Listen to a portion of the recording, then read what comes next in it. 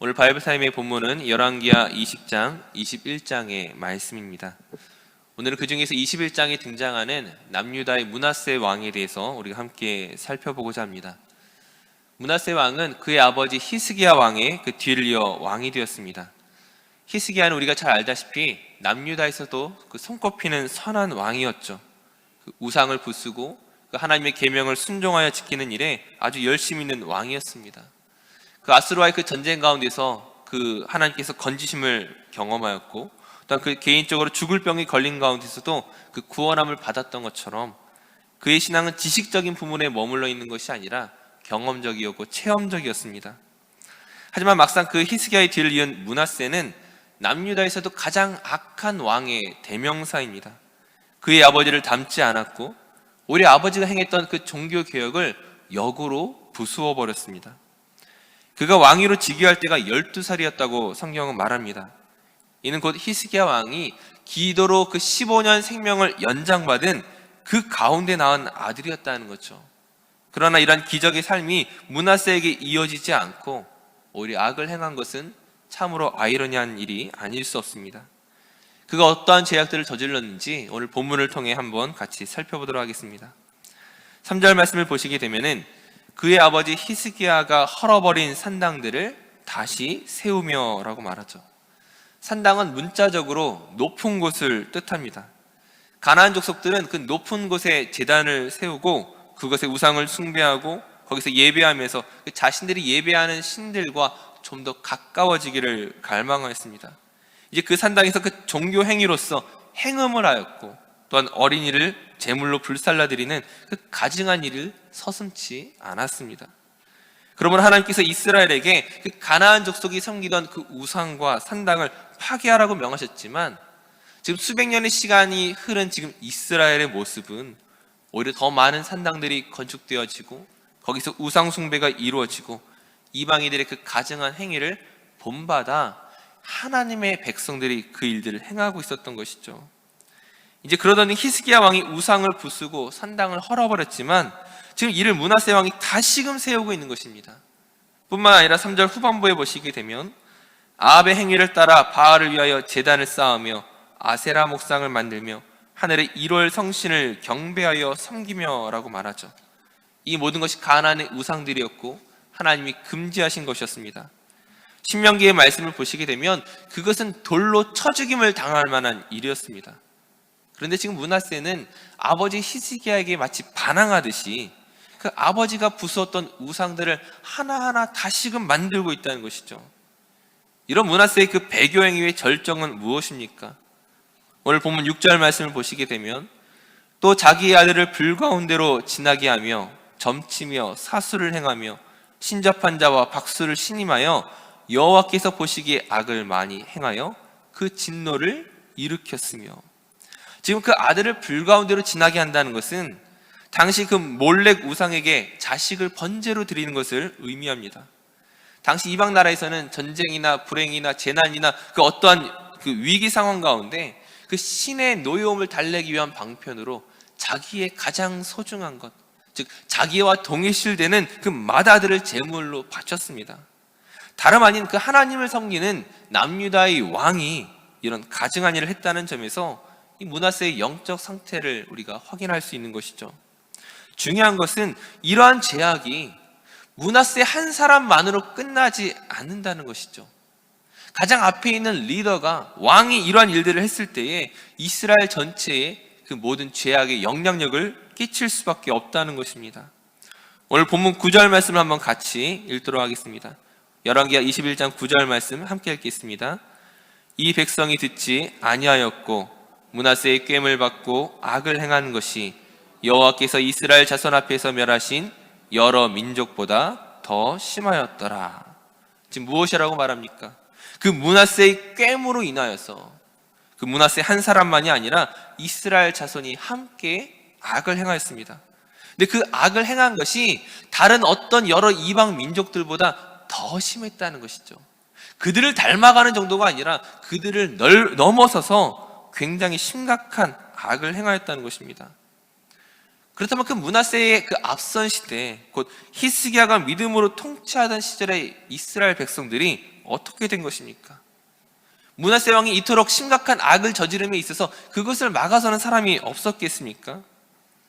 열왕기하 21장 16절 말씀을 보시게 되면 므낫세가 이러한 악을 행한 것 외에도 또 무죄한 자의 피를 심히 많이 흘려 예루살렘 이 끝에서 저 끝까지 가득하게 하였더라고 말합니다. 즉 히스기야 시대의 그 많은 경건한 사람들과 선지자들이 그 므낫세의 우상 숭배에 반대하다가 죽임을 당했음을 짐작할 수 있는 것이죠. 그 무죄한 자의 피가 심히 많이 흘려서 예루살렘 이 끝에서 저 끝까지 넘쳤다고 말하는 것입니다. 그 유대인의 전설에 의하면 이사야 선지자가 이 므낫세 시대에 톱으로 몸을 잘라 죽이는 그런 죽임을 당했다고 말합니다. 다시 말해 므낫세 왕이 무죄한 자의 피를 흘렸다는 사실을 추가로 언급한 것은 선지자들과 하나님의 사람들이 그 므낫세의 죄악에 대해 경고하였지만 므낫세 왕이 이것을 무시하고 외면하였음을 보여주고 있는 것이죠. 이처럼 우상 숭배와 그 죄악으로 물들어가는 이 유다, 영적인 암흑기에 빠지고 말았습니다. 이제 므낫세 시대의 그 뒤를 거쳐서 아몬이라는 사람이 왕이 되고 또 그 뒤에는 마지막 선한 왕이라고 할 수 있는 요시야가 왕이 되었습니다. 요시야가 다시금 왕이 되었을 때 종교개혁을 통해서 다시금 우상을 부수고 산당을 부수고 하나님께로 그 여호와의 신앙으로 돌이키게 합니다. 그럼에도 불구하고 이 므낫세 시대에 그 드리워졌던 이 영적 암흑기를, 이 죄악을 완전히 걷어낼 수 없었다는 것이죠. 열왕기하 23장 26절 말씀은 이렇게 이야기합니다. 그러나 여호와께서 유다를 향하여 내리신 그 크게 타오르는 진노를 돌이키지 아니하셨으니 이는 므낫세가 여호와를 경노하게 한 그 모든 경노 때문이라. 그 요시야 왕의 개혁으로도 그의 신앙 열심으로도 이스라엘의 멸망과 심판을 막을 수 없었는데 바로 므낫세 때문이라고 성경은 말합니다. 므낫세 왕이 남유다를 통치했던 이 55년의 매우 긴 시간 동안 그 이스라엘의 영적 타락과 부패가 너무나 심각하였기에 요시야 왕의 종교 개혁으로도 회복이 불가능했던 것이죠. 이상 므낫세 왕을 살펴보면서 우리에게 주는 메시지가 무엇입니까?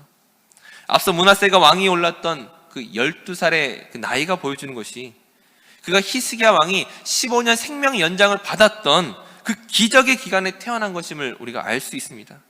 히스기야 왕이 원래 하나님의 말씀을 순종하며 따르는 왕이었지만 그 15년 생명을 연장받았을 때는 그 어떤 때보다 감사와 은혜가 충만했던 시기였을 것입니다. 그럼에도 불구하고 지금 자식이 부모를 전혀 닮지 못한 것이었습니다. 우리 아버지가 행했던 그 일들을 하나하나 역으로 부수어가는 그 악한 일들을 하고 있습니다. 왜 그런 것입니까? 일반적으로는 자식이 부모를 닮을 가능성이 높습니다. 하지만 자식이 반드시 부모를 닮는 것이 아님을 보여주고 있는 것이죠. 남유다 왕국의 역사를 보시게 되면 아하스 왕은 굉장히 악하였지만 그러나 그의 아들 요아스 왕은 아주 경건했습니다.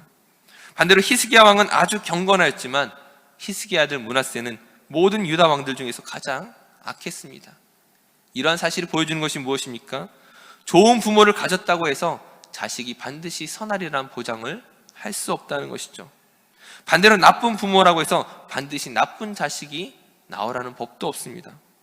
내가 어떤 사람이 되느냐 하는 것은 다른 어떤 누구와 어떤 환경으로 인하여 많은 영향을 받지만 그것이 절대적인 것이 아니라 결국 중요한 것은 자기 자신에게 그 신앙이 달려있다는 것입니다.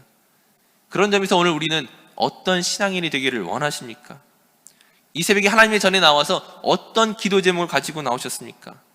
성경 이스라엘 왕들에 대해서 각각 평가하는 것처럼 우리도 언젠가 하나님의 심판대 앞에 서게 될 때에 우리는 어떤 평가를 듣게 될 것이라고 생각하십니까?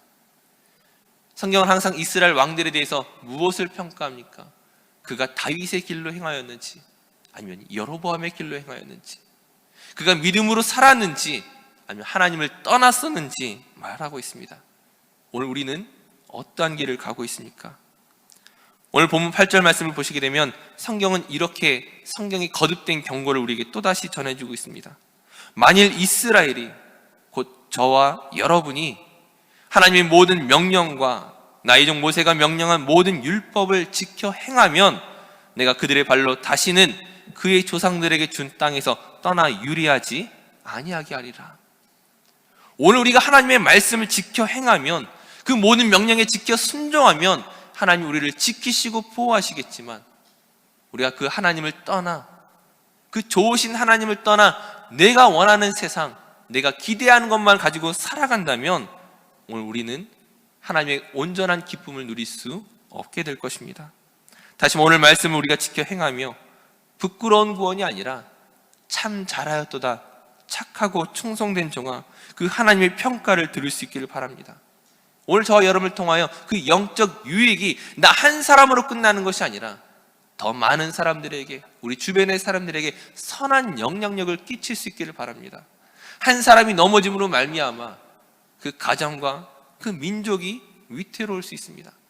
반대로 우리가 기도의 사람으로 거듭날 때에 우리를 통하여 교회가 일어나며 우리 가정이 회복될 줄 믿습니다. 오늘 하루의 삶에서부터 하나님이 원하시는 그 기도와 믿음의 삶으로 나아가는 저 모든 성도들 되시기를 간절히 축원합니다. 기도하겠습니다. 참으로 은혜로우신 하나님, 우리를 사랑하여 주시고 믿음의 자리로 불러주시니 감사합니다.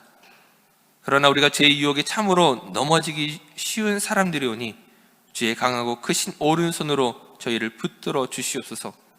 자신을 자랑하거나 교만하지 않게 하시고 겸손히 하나님의 뜻을 물으며 주님을 기쁘시게 하는 인생으로 살아가도록 우리를 붙들어 주시옵소서. 오늘 하루의 삶도 주님께 맡겨드리며 예수님의 이름으로 기도드립니다. 아멘.